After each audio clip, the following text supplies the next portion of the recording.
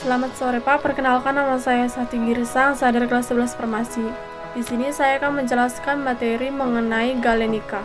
Pengertian dan ruang lingkup sediaan galenika.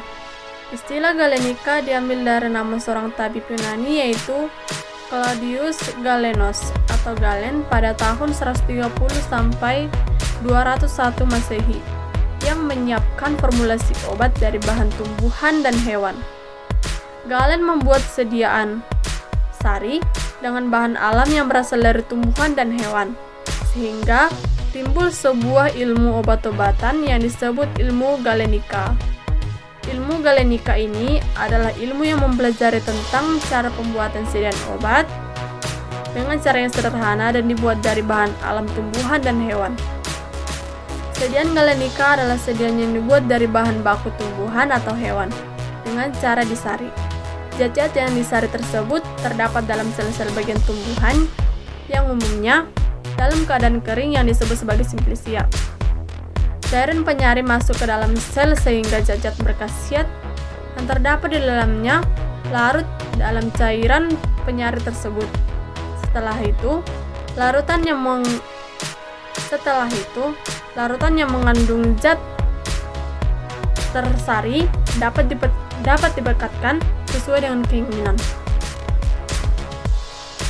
Tujuan dari pembuatan sediaan galenika adalah 1. Memisahkan zat berkhasiat yang terkandung dalam simplicia dari bagian lain yang dianggap tidak bermanfaat. 2. Membuat suatu sediaan yang sederhana dan mudah dipakai.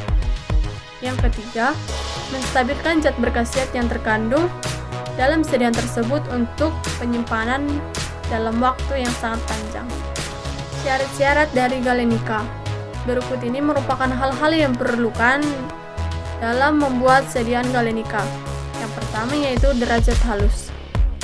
Derajat halus ini harus disesuaikan dengan mudah atau tidaknya obat yang terkandung tersebut disari. Makin sukar disari, simplicia harus dibuat makin halus dan begitu juga dengan sebaliknya. Yang kedua yaitu konsentrasi atau kepekatan. Beberapa zat aktif yang terkandung dalam sediaan tersebut harus jelas konsentrasinya agar tidak mengalami kesulitan dalam pembuatannya. Yang ketiga yaitu suhu dan lamanya waktu. Harus disesuaikan dengan sifat zat aktif, mudah terurai oleh panas atau tidak, mudah menguap atau tidak, mudah tersari atau tidak. Yang keempat yaitu bahan penyari dan cara penyarian. Cara penyarian harus disesuaikan dengan sifat kelarutan zat aktif dan daya penetrasi bahan penyari ke dalam simplicia. Baik, demikian dari penjelasan saya mengenai materi galenika. Jika ada kesalahan mohon dimaafkan. Terima kasih.